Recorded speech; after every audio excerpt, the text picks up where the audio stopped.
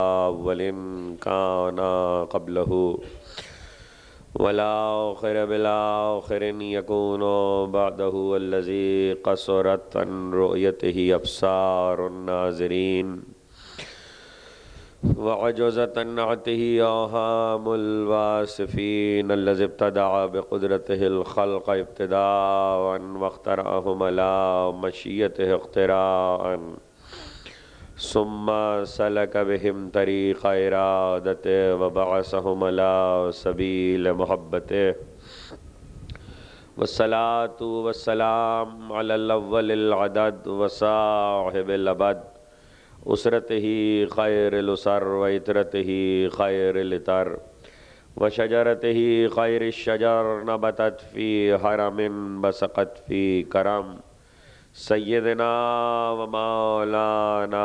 بالقاسم محمد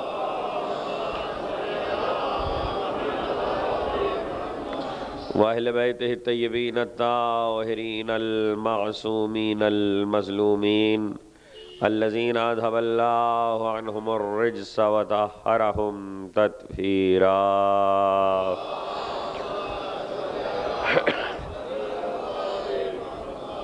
لا سیما علی الحق الجدید وطلت الرشید وغرت الحمید بقیت اللہ فی الارض وحجت اللہ علی الخلق شریک القرآن صاحب العصر والزمان عجل اللہ تعالی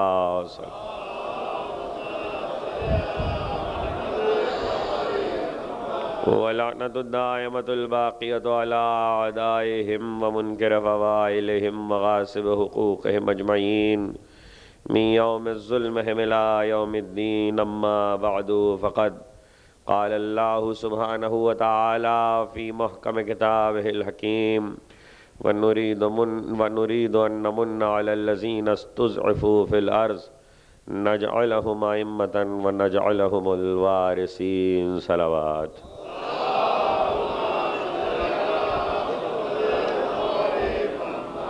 ایک مرتبہ سب مل کے صلوات بھیج دو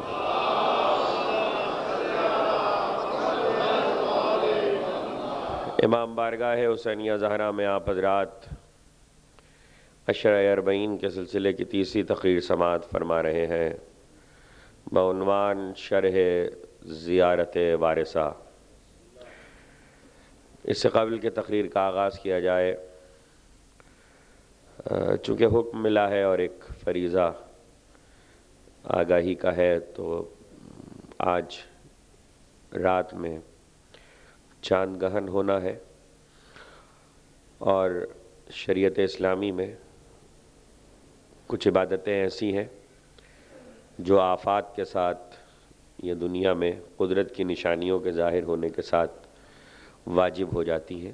اسی میں 2 رکعت نماز ہے جسے نماز آیات کہتے ہیں، وہ واجب ہے، اور اس کا مختصر ترین طریقہ یہ ہے 1:30 بجے سے غالباً 5 بجے تک کا ہے، اور جس وقت چاند گہن ہے اس وقت نماز واجب ہوتی ہے، جو کہ سورج گہن میں بھی ہوتی ہے، چاند گہن میں بھی ہوتی ہے، اور مختصر ترین طریقہ یہ ہے کہ 2 رکعت نماز ہے فجر کی نماز کی طرح سے، لیکن اس نماز میں 5 رکوع اول رکعت میں اور 5 رکوع دوسری رکعت میں، دونوں میں 5 رکوع ہے۔ طویل طریقہ بتاؤں گا تو لوگوں کو یاد نہیں رہے گا، آسان طریقہ یہ، اگر کسی کو تفصیل سے پڑھنا ہو تو تحفۃ العوام میں مفاتیح الجنان میں دیکھ لے۔ مختصر اور آسان طریقہ یہ ہے کہ سورہ حمد پڑھ کر کسی ایسے سورہ کا انتخاب کر لیں، مثلاً قل هو اللہ، اس کی آیتوں کو 5 حصوں میں تقسیم کریں، 5 آیتیں ہیں تو ایک آیت کے بعد ایک رکوع، پھر دوسری آیت کے بعد دوسرا رکوع، پھر تیسری آیت کے بعد تیسرا رکوع، چوتھی آیت کے بعد، اس طرح سے دونوں صورتوں میں 5 رکوع کے ساتھ نماز کو تمام کریں۔ یہ مختصر ترین اور آسان ترین طریقہ ہے واجب کی ادائیگی کا۔ صلوات بھیجیں محمد والا۔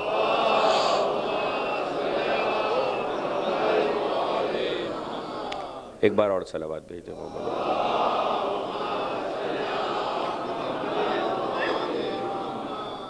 شرح زیارت وارثہ یعنی زیارت سید الشہداء امام حسین علیہ الصلاۃ والسلام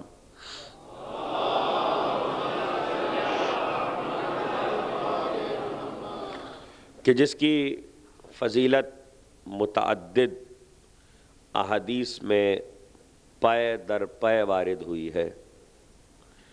یعنی آج زیارت امام حسین ایک ایسا عمل ہے کہ جس کی فضیلت سے انکار نہیں کیا جا سکتا، اور فضیلت بھی اس طرح سے وارد ہوئی ہے کہ بعض جگہوں پر یہ بتایا گیا کہ اس کا ثواب کیا ہے، بعض جگہوں پر یہ بتایا گیا کہ اس زیارت کے تمنائی کون کون ہیں،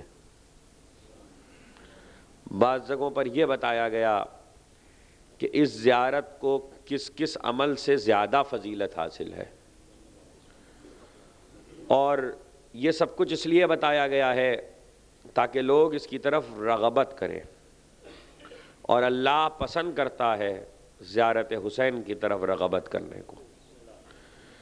معصومین کی احادیث میں جو اس سلسلے میں زیارت وارثہ کے ساتھ 6-7 طریقے ہیں سید الشہداء کی زیارت کے.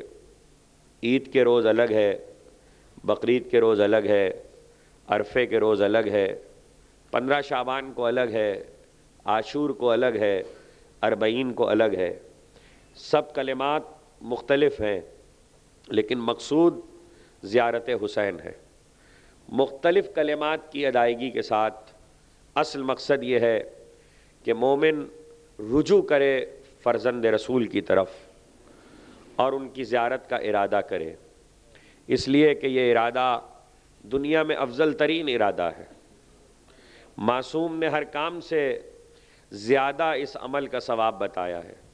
شیخ محمد بن حسن ابو جعفر طوسی، جو شیخ طوسی کے نام سے تاریخ تشیع میں جانے جاتے ہیں، ان کی مشہور ترین کتاب مصباح المتہجد، اس میں وہ روایت کرتے ہیں حضرت صادق آل محمد امام جعفر صادق علیہ السلام کہ آپ نے فرمایا کہ جو شخص زیارت حسین کے ارادے سے گھر سے نکلتا ہے، پروردگار اس کے ہر قدم پر، ایک ایک قدم پر، نہ کہ کل سفر پر، ایک ایک قدم پر 1,00,000 حج کا ثواب عطا کرتا ہے. 1,00,000 نیکیاں لکھی جاتی ہیں، 1,00,000 گناہ معاف ہوتے ہیں. معصوم فرما رہے ہیں 1,00,000 نیکیاں لکھی جاتی ہیں، 1,00,000 گناہ معاف ہوتے ہیں، 1,00,000 خیر پروردگار اس کے نامہ اعمال میں لکھتا ہے، اور ساتھ ہی جہنم سے آزادی کا پروانہ لکھا جاتا ہے. زیارت حسین کا ثواب ہے یہ جو اپنے گھر سے قدم نکالے سید الشہداء کی زیارت کے لیے. دیکھیے جتنی زیارتیں ہمارے ہاں پائی جاتی ہیں اس میں تمام میں زیارت سے پہلے ایک مقدمہ زیارت ہے. مقدمہ زیارت کا مطلب یہ ہے کہ اگر آپ حاضر ہو کر روضے میں زیارت پڑھیں گے تو اس کے لیے کچھ کلمات پہلے ہیں، لیکن اگر آپ دور سے پڑھ رہے ہیں تو وہ زیارت براہ راست شروع ہوتی ہے. اگر روضے میں حاضر ہوئے ہیں تو پہلے آپ کو اذن لینا پڑتا ہے جسے اذن دخول کہتے ہیں. اس کے بعد ان ملائکہ پر سلام کرنا پڑتا ہے کہ جو ملائکہ روضے کو اور ذریح کو گھیرے ہوئے ہیں، اور صرف ان پہ سلام نہیں ہے بلکہ اللہ سے اجازت، رسول سے اجازت، ان ملائکہ سے اجازت. اور جو ملائکہ قبر حسین کو گھیرے ہوئے ہیں، یہ تمہید اس تشریح میں آئے گی، اس کو محفوظ کر لیجئے گا. جو ملائکہ قبر حسین کو گھیرے ہوئے ہیں، سلام دیکھیے سلام جب کیا جا رہا ہے تو ملائکہ پہ سلام بھی کیا جا رہا ہے اور ان سے اجازت بھی لی جا رہی ہے. کون سے ملائکہ؟ المقیمین فی ھذا المشہد، جو یہاں پر مقیم ہیں. مقیم کا لفظ یہ بتا رہا ہے کہ وہ آ کے ٹھہر گئے ہیں، واپس نہیں گئے. ملائکہ یہاں ٹھہرے ہوئے ہیں. اس ٹھہرے ہوئے کی ایک تفصیل ہے کہ وہ کون ملائکہ ہیں جو ٹھہرے ہوئے ہیں، ان کی تعداد کیا ہے.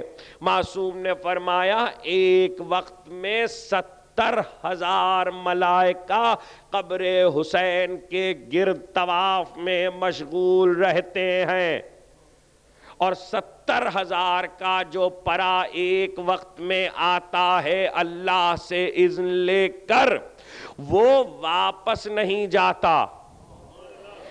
عرش اعلیٰ پہ ملائکہ تمنا کرتے ہیں پالنے والے ہمیں اجازت دے کہ ہم قبر حسین کی زیارت کے لیے جائیں. خدا کہتا ہے کہ تم وہاں جاؤ گے تو کیا کرو گے؟ تو ملائکہ کہتے ہیں ہم اس قبر کا طواف کریں گے. اللہ کہتا ہے کہ نہیں، طواف بھی کرو اور تم جتنی عبادت کرو اس کا ثواب ہم ان زائرین کے لیے لکھیں گے جو زیارت کریں گے.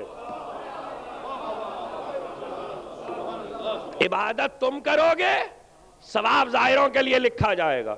70,000 ملائکہ طواف کرنے آ رہے ہیں، عبادت کرنے آ رہے ہیں. یہ ملائکہ ہیں جو پے در پے، گروہ در گروہ، یعنی اگر ملائکہ کا آنا کوئی دیکھ لے قبر حسین تک تو حیران ہو جائے کہ معصوم کے جملے کہ فوج کی فوج اترتی ہے، آسمان سے فوجیں اترتی ہیں، رسالوں کے رسالے اترتے ہیں، پروں کے پرے اترتے ہیں. جملہ کہوں، اے اللہ کے فرشتوں، جس فضا میں پیدا ہوئے تھے وہ اچھی نہیں لگ رہی ہے؟ جہاں تمہیں خلق کیا گیا تھا وہ فضا تمہیں اچھی نہیں لگ رہی؟ وہاں سے اتر کے یہاں آ رہے ہو، بیت معمور کا طواف چھوڑ کے قبر حسین کا طواف. میں ابھی شرح کرنے جا رہا ہوں، میرے ان جملوں کو محفوظ کر لیجئے گا. بیت معمور کا طواف چھوڑ کے قبر حسین کا طواف، پیدا وہاں کیے گئے تھے، وہاں سجدوں میں تھے. سنا ہوگا نا آپ نے، بچپن سے یہی سنتے آئے، جو سجدے میں خلق ہوا تھا وہ سجدے میں ہے، جو رکوع میں خلق ہوا تھا وہ رکوع میں ہے، جو قیام میں خلق ہوا تھا وہ قیام میں ہے. اور یہ سب اپنی اپنی عبادتیں چھوڑ کے آ رہے ہیں قبر حسین کے طواف کے لیے. سجدہ چھوڑ دیا، قیام چھوڑ دیا، رکوع چھوڑ دیا قبر حسین کے طواف کے لیے. اللہ کہتا بھی نہیں کہ میری عبادت چھوڑے جا رہے ہو، میں نے تمہیں اس کام کے لیے خلق کیا. لیکن قدرت آواز دیتی ہے جاؤ، ہم نے تمہیں اذن دیا. اور یہ بھی نہیں خدا کہتا، معصوم کہتے ہیں جو آ جاتا ہے وہ جاتا نہیں ہے واپس. پروردگار انہیں کوئی کام نہیں ہے کہ تمہیں کیا معلوم ہم نے کس کو کس کے لیے خلق کیا ہے؟ تمہیں کیا پتا ہم نے کون سے فرشتے کس موقع کے لیے خلق کیے ہیں؟ ہم نے ہزاروں لاکھوں ملائکہ اسی قبر حسین کے لیے خلق کیے ہیں. جو آ رہا ہے وہ جائے گا نہیں. اور قیامت تک روضہ حسین میں کھڑے ہو کر عبادت کریں گے تو ثواب ظاہروں کے لیے لکھا جائے گا. یہ تو ہے ملائکہ کا حال. وہ ملائکہ بھی تفصیل عرض کروں گا، ذرا سا قبر حسین کی حد تک میں تعارف کرا دوں. یہ ملائکہ وہ زائرین. اور اب تیسری بات ابن قولویہ نے روایت کی ہے. دیکھیے ابو حمزہ سمالی کا نام آپ نے سنا ہوگا، جو حضرت امام زین العابدین علیہ السلام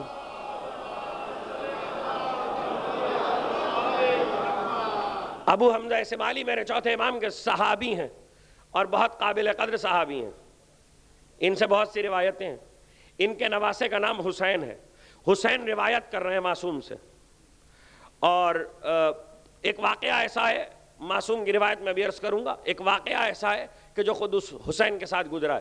کہتے ہیں بنی مروان کی اقتدار کے زمانے میں جب آل عبد الملک حکومت میں آئے ہیں تو زیارت حسین پر سختیاں تھیں، زیارت حسین پہ پابندیاں تھیں اور لوگوں کو روکا جاتا تھا. ایسے میں نے ارادہ کیا کہ میں زیارت حسین پر جاؤں.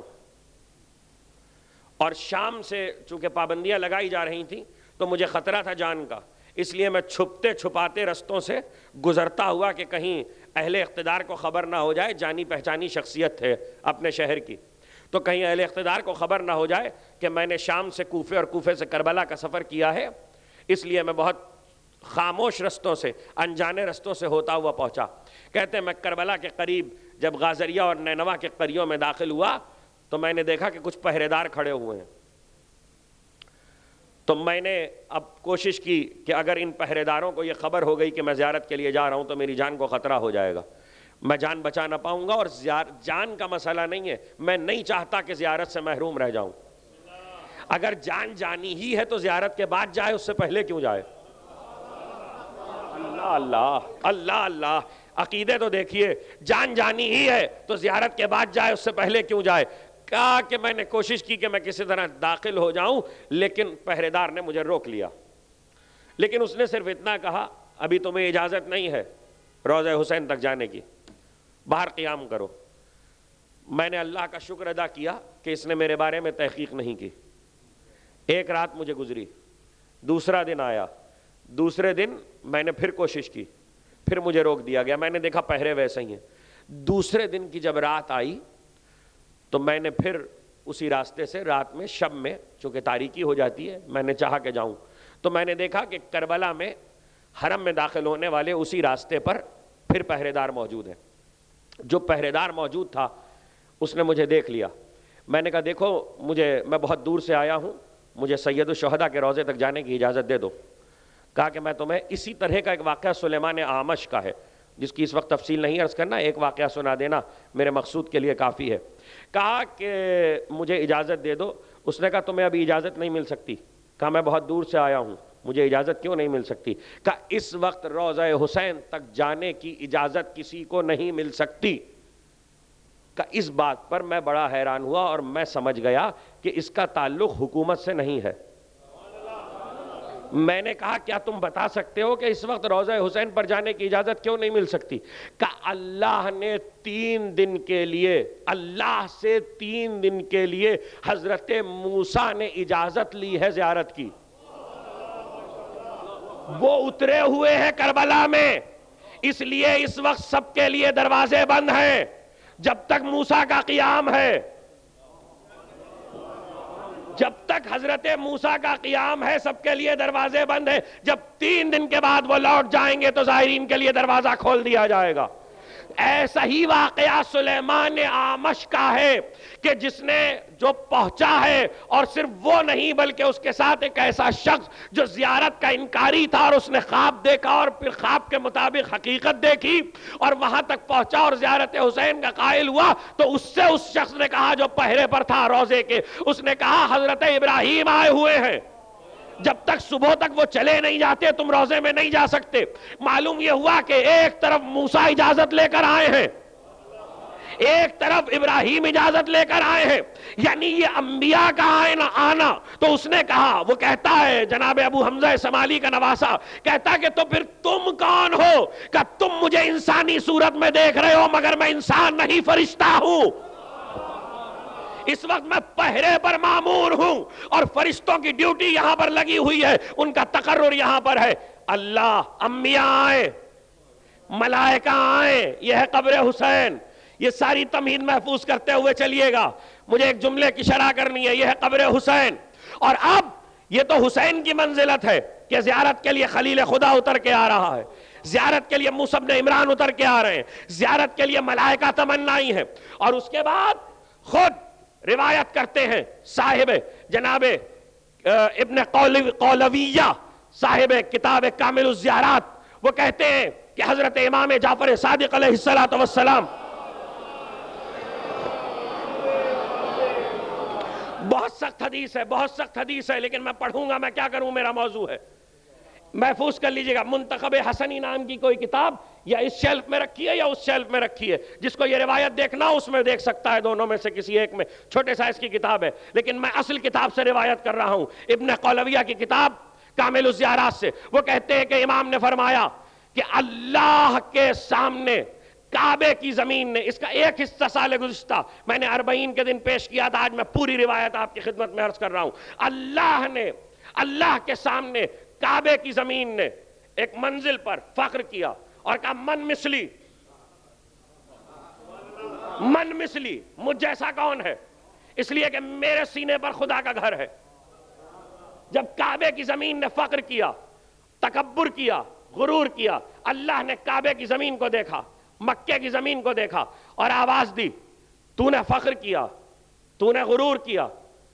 جبریل سے کہا کربلا کی زمین کو بلند کرو۔ کربلا کی زمین کو بلند کیا گیا۔ جب کربلا کی زمین بلند ہوئی تو ایک بار کعبے کی زمین نے آواز دی کہ پروردگار یہ کون سی زمین ہے کہ جو مجھ سے زیادہ عظمت رکھتی ہے؟ کہا سن، تو نے آج میرے سامنے تکبر کیا ہے، کونی متواضعا وذلیلا، اے زمین کعبہ اپنے آپ کو انکسار میں رکھ۔ معصوم کے جملے سنا رہا ہوں میں آپ کو۔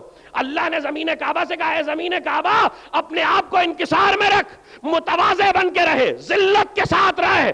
کربلا کی زمین کے سامنے سر نہ اٹھا، اگر یہ زمین نہ ہوتی تو تجھے خلق نہ کرتا۔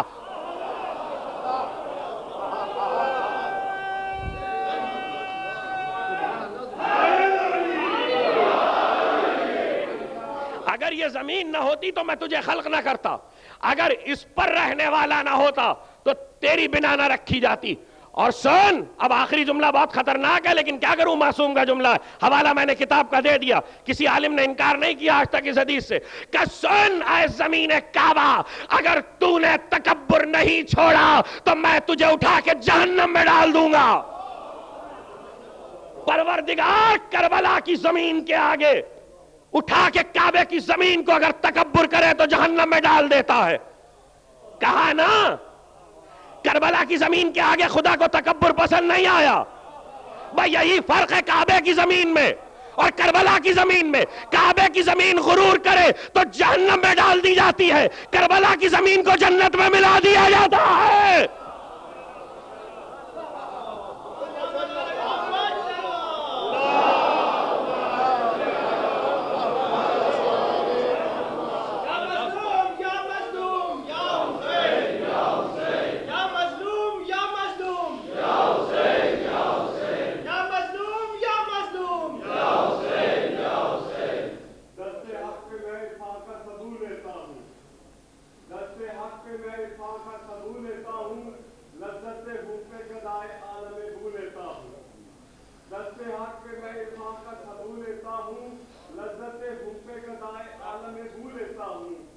جب میرے سامنے ہو نقشے سکتے پائلی، جب میرے سامنے ہو نقشے سکتے پائلی، فرش پہ بیٹھ کے عرش کو چھو لیتا ہوں۔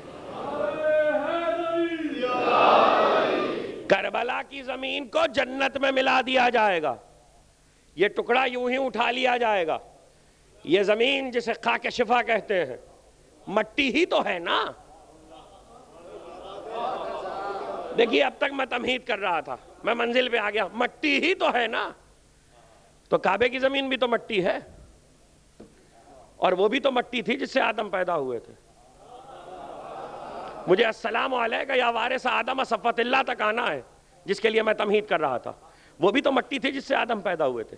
کربلا کی زمین بھی مٹی ہے، لیکن اس مٹی کو، اس خاک کو اٹھا کر شامل کر دیا جائے گا جنت میں۔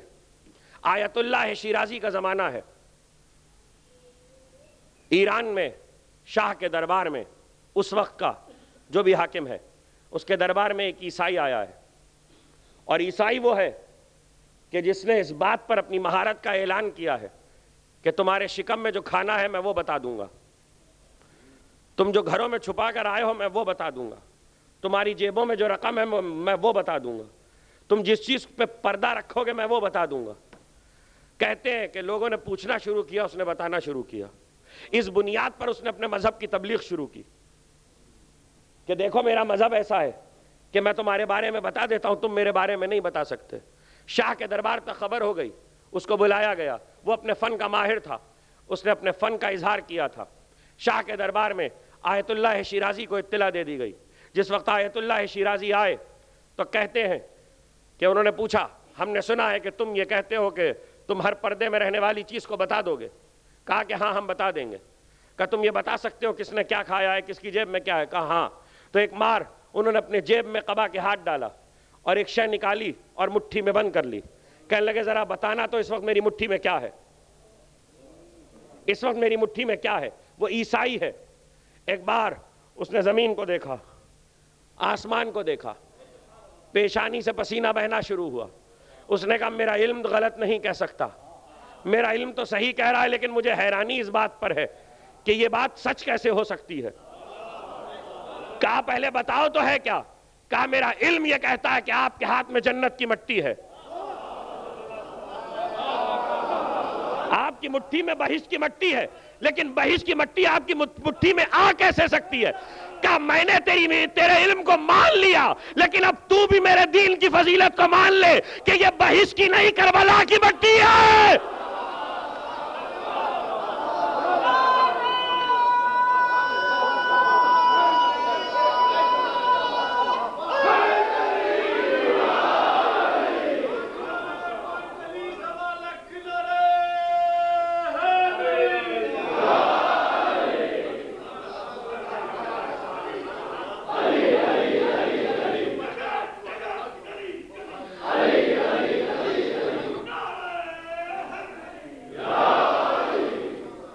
مٹی ہی تو ہے، خاک ہی تو ہے، لیکن خاک میں بھی فرق ہے. ایک خاک وہ ہے، ایک مٹی وہ ہے کہ جس کے لیے قرآن اعلان کر رہا انی خالق بشرا من طین، میں مٹی سے بشر پیدا کرنے والا ہوں. اور قرآن کہتا ہے وَإِذْ قُلْنَا لِلْمَلَائِكَةِ اسْجُدُوا لِآدَمَ فَسَجَدُوا إِلَّا إِبْلِيسَ، جب ہم نے ملائکہ سے کہا کہ آدم کو سجدہ کرو تو سب نے سجدہ کیا، مگر ابلیس نے سجدہ نہیں کیا. اور ابلیس نے نہ صرف یہ کہ سجدہ نہیں کیا، قال اَأَسْجُدُ لِمَنْ خَلَقْتَ طِينًا، اس نے کہا کیا میں اسے سجدہ کروں جسے تو نے مٹی سے پیدا کیا ہے. قال ارائیتک ھذا الذی کرمت علی، تو نے دیکھا کہ تو نے مجھ پر کس چیز کو مکرم کیا ہے، مجھ پر کس چیز کو فوقیت دی ہے. یہ خدا سے گفتگو کر رہا ہے ابلیس. مٹی کو دیکھ کے بہت حقارت کے ساتھ اس نے کہا کہ میں تو چونکہ آگ ہوں اور تو نے مجھ پر مٹی کو فوقیت دی ہے. اور فوقیت یہ دی تھی کہ اللہ نے اس خاک کی طرف سجدہ کروایا تھا. لیکن ذرا سا قرآن کی اس تفصیل کو دیکھ لیجئے گا کہ جب اس خاک کی طرف سجدہ ہوا تو کیفیت کیا تھی.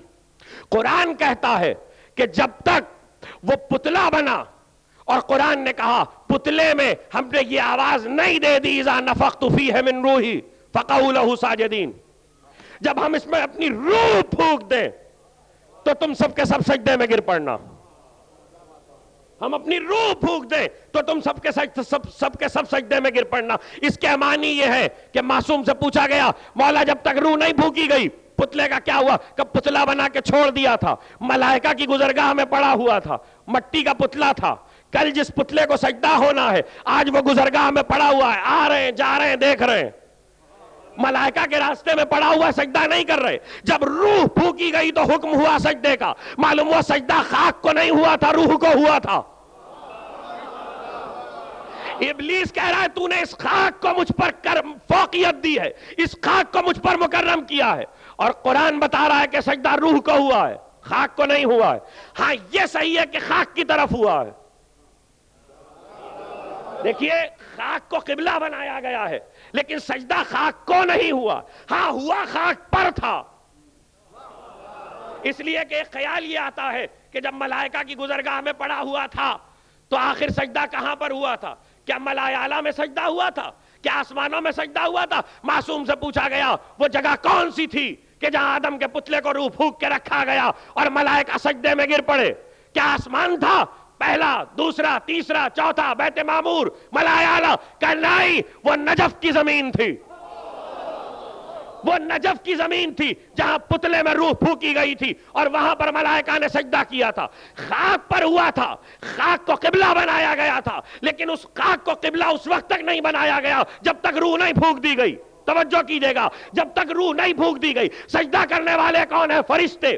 یہ الگ بات ہے کہ ساری مخلوق جو اس وقت ملائے اعلیٰ پر تھی جسے ملکوت کہتے ہیں، اس ملکوت میں بسنے والے ملائکہ کہلاتے ہیں. اس لیے کہ جو ابلیس ہے وہ ملک نہیں ہے، وہ جن ہے. لیکن چونکہ ملکوت میں تھا اس دنیا میں تھا، اس لیے ملائکہ کے حکم میں آیا تو سب کو حکم دیا گیا. اس میں قصی بھی تھے، اس میں سکان سماوات بھی تھے، اور ان سب کو سجدے کا حکم تھا اور سب نے سجدہ کیا ایک خاک کے پتلے کی طرف. جب اس میں روح پھونکی گئی، یہ ملائکہ جو اس خاک کے پتلے کی طرف سجدہ کر رہے ہیں، روح پھونکے جانے کے بعد یا آپ کے عقیدے کے مطابق نور اترنے کے بعد، وہ تمام ملائکہ ابھی کچھ دیر پہلے وہاں سے گزر رہے تھے تو وہ پتلا ان کے لیے قابل احترام نہیں تھا. یہی فرق ہے اس خاک میں اور اس خاک میں کہ وہاں اس منزل پر ملائکہ نے سجدہ کیا تھا حکم آنے کے بعد.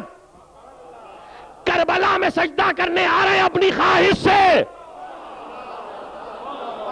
میں پھر واضح کر دوں دیکھیے وہاں اللہ نے کہا سجدہ کرنا تو اپنی رائے دی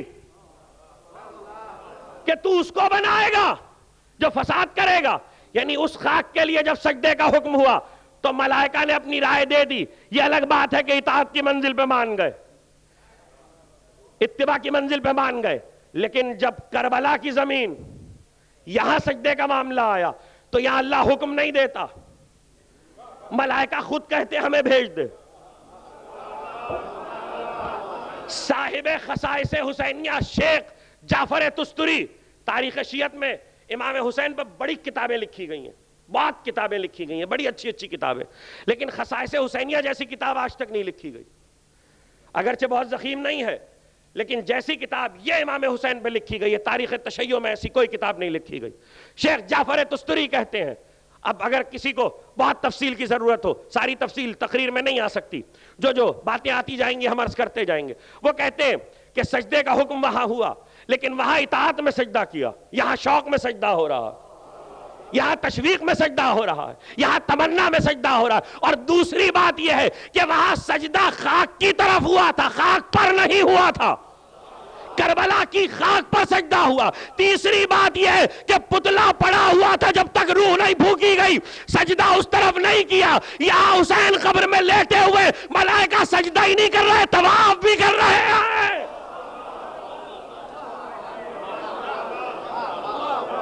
السلام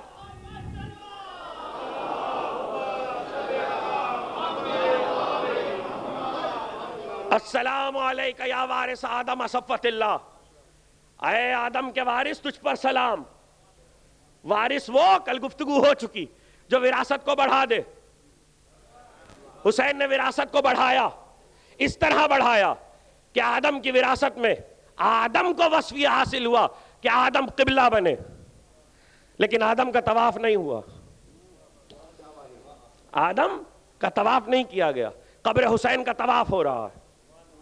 اور دوسری بات یہ ہے، توجہ کیجئے گا، دوسری بات یہ ہے کہ آدم کے قبلہ بننے کے باوجود ملائکہ نے اس طرف سجدہ کیا، انبیاء نہیں آئے سجدہ کرنے،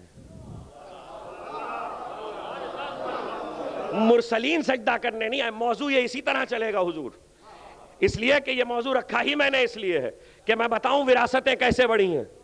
آدم کے پاس وراثت تھی سجدہ، لیکن اس سجدے کو حسین نے کہاں پہنچا دیا یہ بتانا ہے. آدم کی طرف سجدہ ہوا لیکن حسین نے اس سجدے کو کہاں پہنچایا. دیکھیے انبیاء نہیں آئے، حسین کی قبر کے پاس انبیاء آ رہے ہیں، نماز بھی پڑھ رہے ہیں، طواف بھی کر رہے ہیں. یعنی موسیٰ بھی آئے، ابراہیم بھی آئے، اور خضر تو آتے ہی ہیں. دیکھیے جو بظاہر حیات نبی ہے وہ تو آتا ہی ہے. آدم کے لیے انبیاء نے تمنا نہیں کی. تیسری بات یہ ہے کہ آدم مٹی سے پیدا ہوئے، کربلا کی خاک بھی مٹی ہے، لیکن دونوں مٹی میں فرق ہے، اور اتنا بڑا فرق ہے جسے محفوظ کر لیجئے گا. آدم مٹی سے پیدا ہوئے، اس مٹی میں لہو دوڑا، اس کی طرف سجدہ ہوا، لیکن اسے چکھا بھی نہیں جا سکتا. ہائے ہائے ہائے، اسے چکھا بھی نہیں جا سکتا. جو لہو اس کے اندر دوڑ رہا ہے صحیح ہے، معصوم نبی کا لہو ہے، لیکن وہ خاک جو بعد میں گوشت بن گئی، خاکی ہے نا انسان، خاکی ہے، لیکن وہ خاک شفا کا سبب نہیں بنی. کربلا کی خاک خاک شفا ہو گئی، اور خاک شفا بھی ایسی ہوئی کہ لہو گرنے کے بعد ہوئی. کچھ کہہ رہا ہوں، خون گرنے کے بعد خاک شفا ہوئی. اور اگر خون کے گرنے ہی پہ رک جاؤ تو یہیں پہ فیصلہ کر لو کہ تمہارے خون میں اور معصوم کے خون میں کیا فرق ہے. توجہ کیجئے گا، تھوڑا سا خون بہ جائے اور تمہارا خون زمین پہ گر جائے تو 2 گھنٹے کے بعد بو دینے لگتا ہے. لوگ کہتے ہیں ہٹاؤ اس خون کو، اس سے بیماریاں پھیلے گی. یہ تمہارا خون ہے جو باہر گر کے بیماریاں پھیلاتا ہے، وہ حسین کا خون ہے جو خاک میں گر کے شفا دیتا ہے.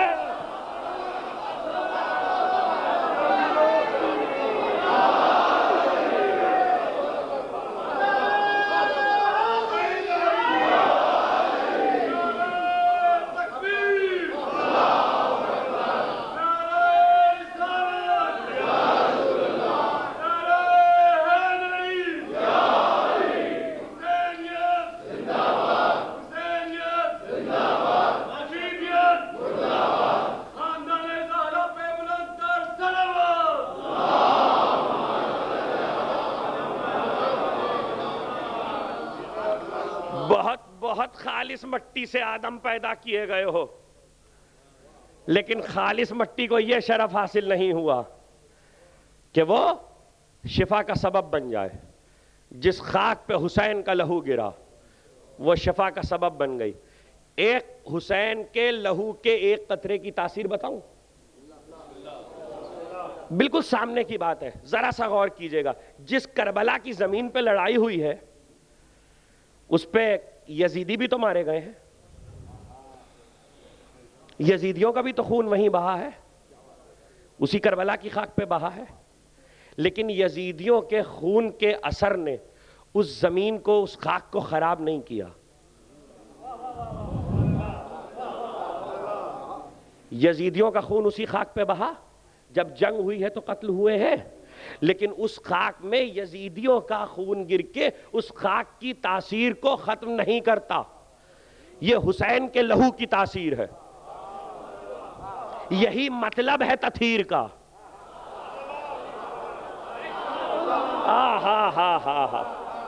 یہی مطلب ہے آیا تطہیر کا. اس لیے کہ سمندر ہوتا ہے. دنیا کی نجاست بھی گر جائے تو سمندر کو نجس نہیں کرتی.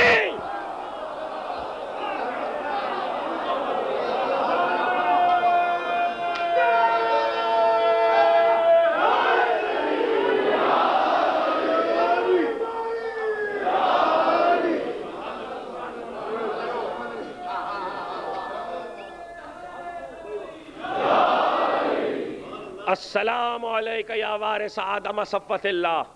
اے دادا آدم، آپ کی میراث کو ہم نے آگے بڑھا دیا. خاک سے آپ بھی پیدا ہوئے تھے، لیکن آپ کی خاک اتنی محترم نہیں تھی. ہمارے لہو نے اس خاک کو اتنا قیمتی کر لیا کہ ایک ذرہ، پتہ ہے احترام کیا ہے خاک شفا کا؟ کہ اگر گھر میں کوئی لے آئے تبرکن، ہائر وہ زمین ہے. دیکھیے جو لوگ کربلا میں رہے ہیں، کربلا گئے ہیں، ان کو معلوم ہے. ہائر اس زمین کو کہتے ہیں کہ جب پانی کاٹ کے لایا گیا ہے القمہ کا اور فرات کا، تو پانی نے جس زمین کے علاقے کا طواف کیا ہے اسے ہائر کہتے ہیں. ہائر کے اندر کی ساری زمین خاک شفا ہے. کہیں سے مٹی اٹھا لو، صرف قبر حسین نہیں، اس پوری زمین میں 4 میل کہتے ہیں لوگ اسے، 4 میل کا ریڈیس ہے، علماء نے لکھا ہے. اس پوری زمین میں کہیں سے بھی خاک شفا اٹھا لیجئے، وہ ہائر ہے. اور وہ خاک شفا ہے. شفا کے معنی کیا ہے؟ ایک تو یہ کہ آپ کو اس کا احترام کرنا پڑے گا. اگر وہ گھر لے آیا ہے کوئی تو اس کو بلند جگہ پہ رکھے، دور رکھے، اس کا احترام کرے، بغیر پاکیزگی کے اسے ہاتھ نہ لگائے. اس لیے کہ حکم یہ کہ اگر کوئی خاک شفا کو گھر لائے اور اس کا احترام نہ کرے تو ذلیل ہوتا ہے. دنیا میں ایسی مصیبت اٹھائے گا کہ جس کا علاج نہیں ہوگا. خاک شفا کا احترام واجب ہے. دوسری بات یہ کہ اگر مر رہا ہو کوئی شخص، ناقابل علاج ہو، جس کا علاج نہ ہو، تو اس کو ذرا سی چنے کے دانے سے زیادہ کی اجازت نہیں دی ہے. چنے کا دانہ بہت ہوتا ہے، چنے کے دانے سے زیادہ نہیں ضرورت ہے. اب دیکھیں میں کیا کروں، کیسے بتاؤں.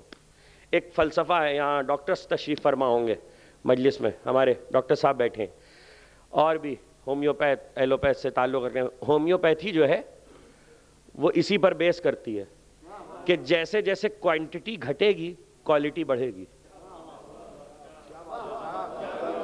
ہومیوپیتھی کا طریقہ علاج اسی پر بیس کرتا ہے کہ جیسے جیسے آپ مقدار گھٹاتے جائیں گے. میں آپ کو اس کی مشہور مثال دے دوں. حضرت ابو الحسن علی ابن موسیٰ رضا علیہ السلام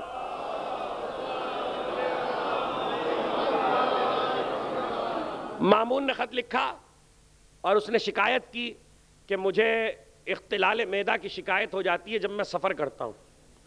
آپ نے کہا کہ ایسا کر جب اپنے شہر سے نکل تو اپنے شہر کا پانی ساتھ رکھ لے, جس شہر میں جا اس کا پانی وہاں ملا لے. اب جس شہر میں جائے گا, اب ایک شخص فرض کیجئے چلا ہے سفر کرتا ہوا کراچی سے آیا, کوئٹہ پہنچا, وہاں سے ایران کے زاہدان, مشہد, وہاں سے عراق میں داخل ہوا, بغداد, بصرہ, کربلا, کاظمین, ہر شہر کا پانی مل رہا ہے. ایک ہی کولر میں آپ ایک ہی بوتل میں پانی ڈالتے جائیے. شام جب واپس آپ کراچی پہنچیں گے تو کراچی کا جو پانی آپ نے اس میں ڈالا تھا, جس میں سارے پانی آپ نے ملائے ہیں, اس کی مقدار اب بالکل ختم ہو چکی ہوگی. اسی سے آپ پی رہے ہیں اور اسی میں پانی ملاتے رہیے. تو جو کراچی والا لے کے چلے تھے اس کی تاثیر, اس کی مقدار کم ہوتی گئی, اور شاید وہ ایک قطرہ بچا ہو اب اس میں, لیکن وہ ایک قطرہ ہی اتنا طاقتور ہو گیا. امام نے کہا کہ اپنے پانی ملاتا رہے, اور وہ جو پانی ملاتا رہے گا تو اصل گھٹتی جائے گی. جیسے جیسے گھٹتی جائے گی اس کی مقدار, اس کی طاقت بڑھتی جائے گی. معلوم یہ ہوا کہ کوانٹٹی گھٹتی ہے تو کوالٹی بڑھتی ہے. یہ اصول ہے. اسی پر ڈاکٹر ہنین نے ہومیوپیتھی کے طریقہ علاج کی بنیاد رکھی کہ ہومیوپیتھ میں جس چیز سے علاج کیا جاتا ہے اس کی مقدار کو بتدریج گھٹایا جاتا ہے. تو طے ہو گیا نا کہ جیسے جیسے کتاب نقطہ بنے گی طاقت بڑھے گی.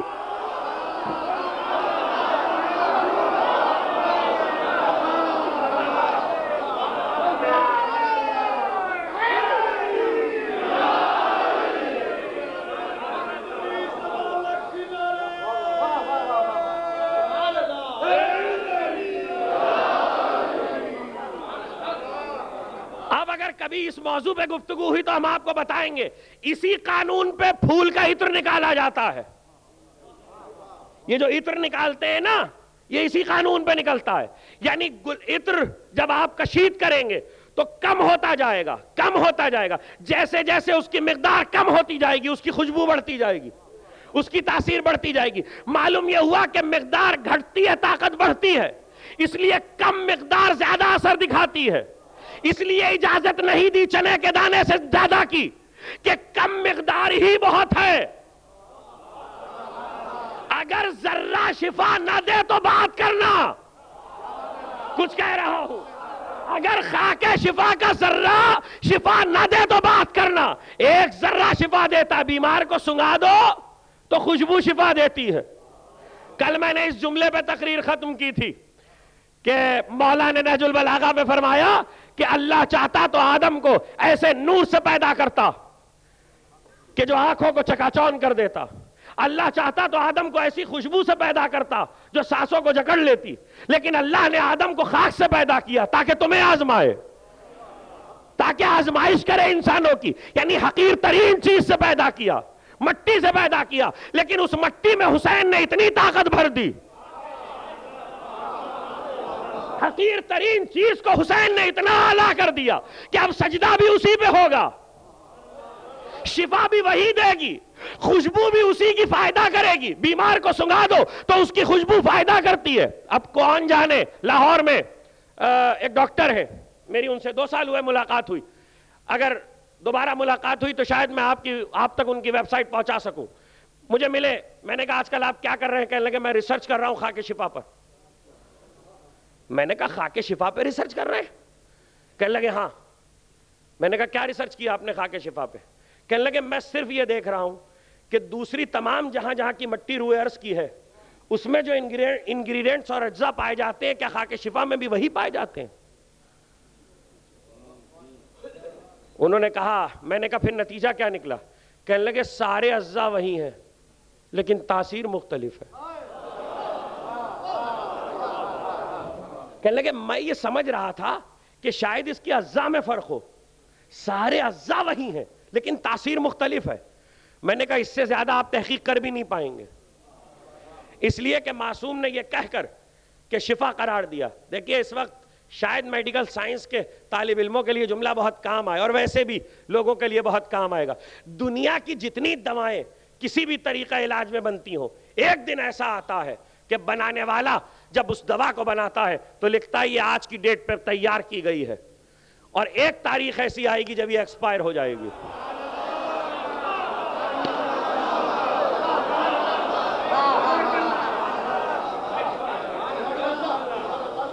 ایک تاریخ ایسی آئے گی کہ جب یہ ایکسپائر ہو جائے گی. کوئی بھی دوا ہو، چاہے اس پہ ڈیٹ لکھی جائے یا نہ لکھی جائے، ایک وقت ایسا آتا ہے کہ وہ ایکسپائر ہو جاتی ہے. کیوں؟ وجہ بتائیے. وجہ سامنے کی وجہ ہے، اس لیے کہ اس کا بنانے والا ایکسپائر ہو جاتا ہے. اس دوا کا بنانے والا، اس کا خالق ایکسپائر ہو جاتا ہے. خاک شفا کبھی ایکسپائر اس لیے نہیں ہوتی کہ حسین ایکسپائر نہیں ہوا.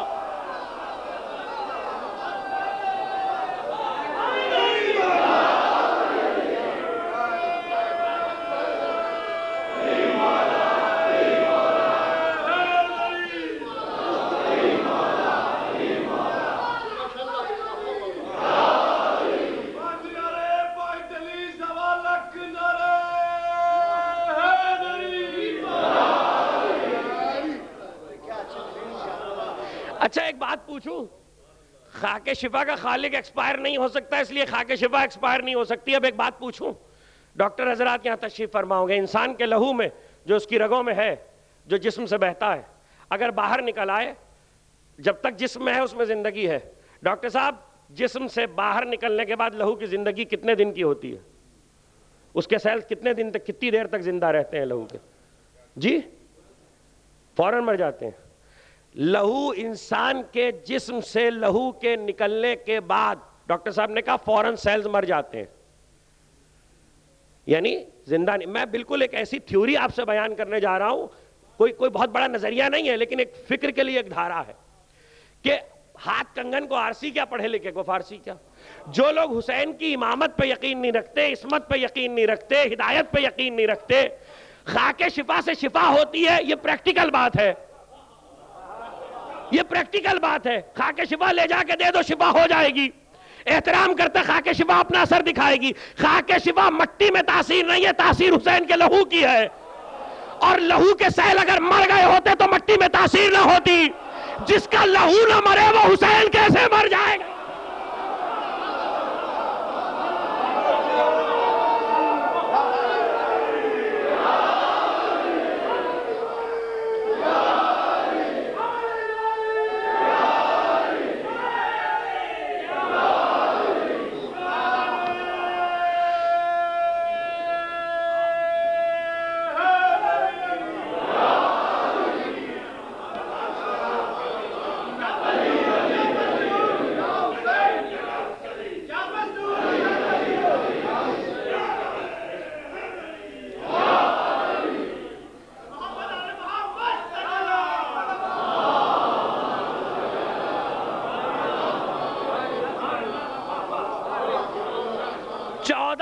چودہ سو سال کے بعد حسین کا لہو نہیں مر رہا ہے.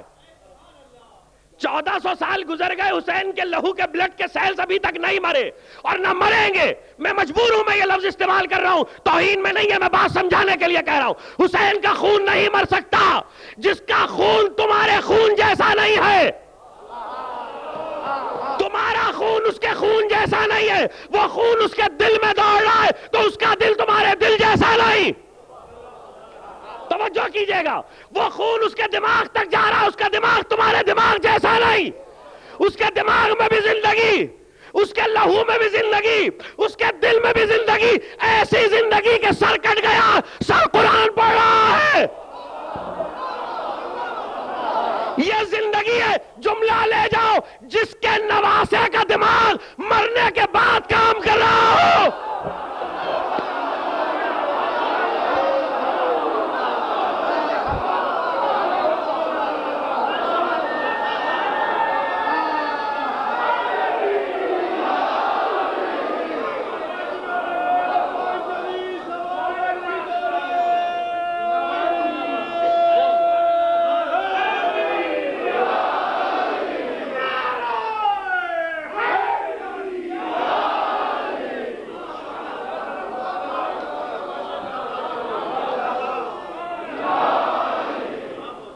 جس کے نواسے کا دماغ مرنے کے بعد کام کر رہا ہو، اس نانا کا دماغ زندگی میں کام کرنا چھوڑ دے گا؟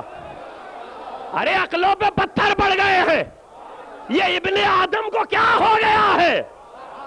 میں ہوں اپنے موضوع پہ. اے آدم کے بیٹوں، تمہاری عقلوں پہ پتھر پڑ گئے ہیں، اس لیے حسین وارث آدم ہے کہ تم آدم کے بیٹے ہو کے بھی زندگی میں مر جاتے ہو. حسین رسول کا بیٹا اور آدم کا وارث ہو کے مر کے بھی نہیں مرتا.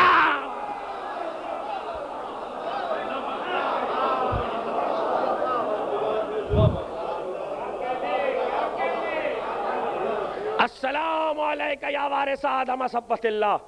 خاک تم تک آئی ہے، اسی خاک سے پیدا ہوئے ہو، اسی خاک سے پیدا ہوئے ہو. تو کہو نا کہ آدم کی نسل میں آئے تو حسین بھی خاکی تھے. کہو، اگر ہمت ہے تو کہو کہ آدم کی نسل میں آئے تو حسین بھی خاکی تھے. ارے جو خاک کو اس قابل بنا دے کہ تمہاری خاک کو شفا مل جائے،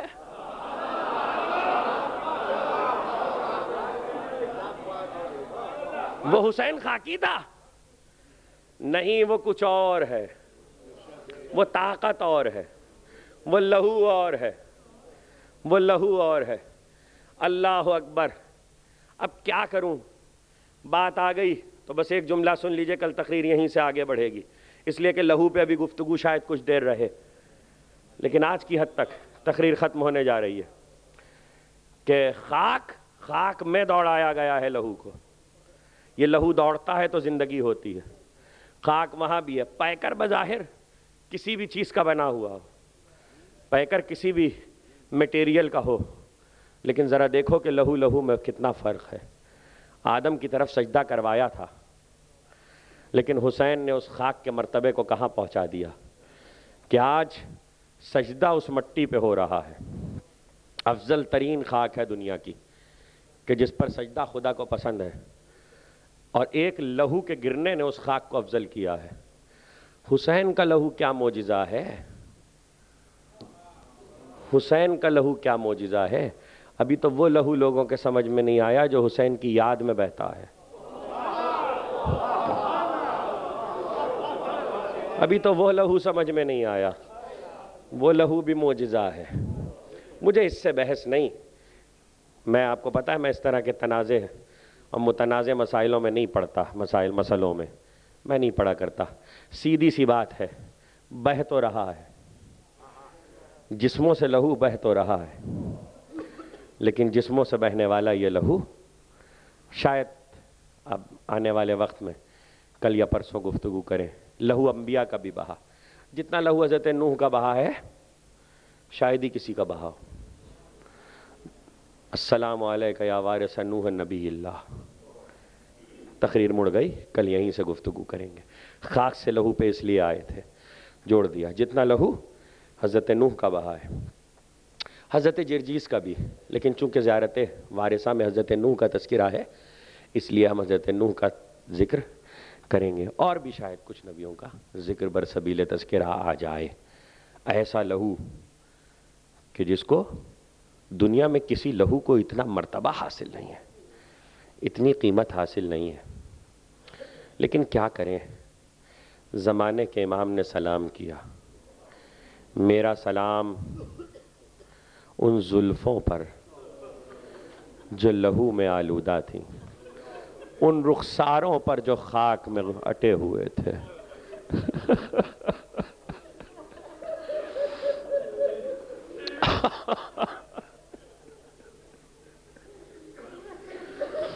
اللہ اللہ. وہ لہو ہو گئی تقریر. کہتے ہیں کہ حسین کا لہو جب بہا تو کربلا کی زمین پر اور خاک پر کچھ پرندے اترے. ان پرندوں کا تعلق جس خاندان سے ہے اسے کبوتر کہتے ہیں.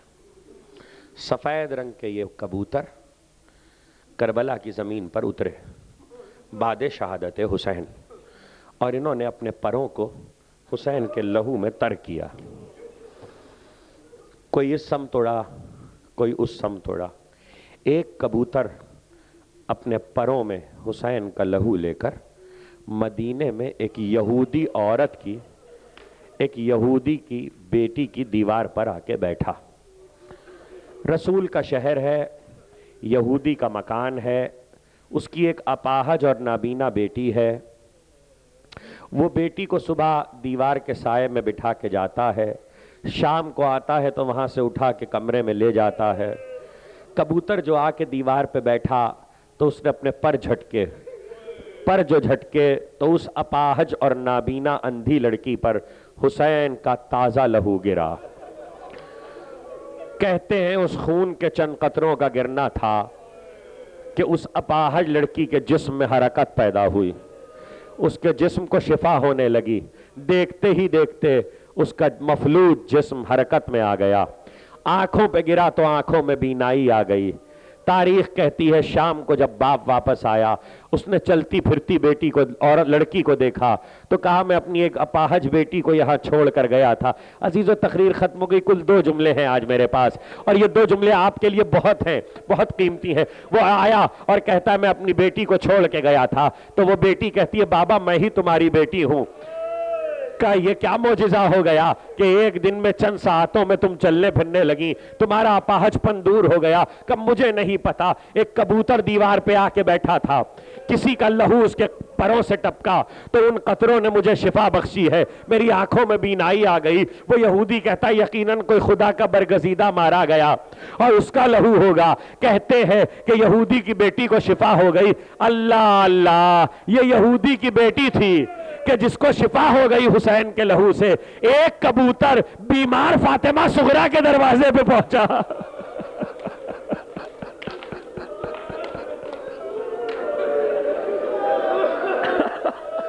ایک کبوتر فاطمہ صغرا کی دیوار پر آ کے بیٹھا. اب جو اس نے اپنے پروں کو جھٹکا تو صغرا نے دیکھا تازہ لہو. اس کبوتر کے پروں سے ایک بار آواز دی نانی ام سلمہ. ارے کبوتر کے پروں سے لہو. ام سلمہ قریب آئی اور قریب آ کے دیکھا، لہو کی بو کو پہچان گئی. ایک بار سر سے چادر پھینکی، کہا اے حسین، اے صغرا تیرا بابا مارا گیا. صغرا نے کہا نانی میرا بابا تو سفر پر گیا تھا. کہ صغرا عالم فراق میں تیرا بابا مارا گیا. میں ہاتھوں کو جوڑ کے بس اتنا کہوں گا، اے فاطمہ صغرا تمہیں حسین مدینے میں چھوڑ گئے تھے، اچھا ہوا کہ تم بہت دور تھی. ارے تم نے بابا کو مدینے سے رخصت کر لیا تھا مگر بعد میں خیمے جلتے تو نہیں دیکھے، گھر لٹتے تو نہیں دیکھا. آئے سکینہ جس کے گوشوارے چھیلے گئے، تماچے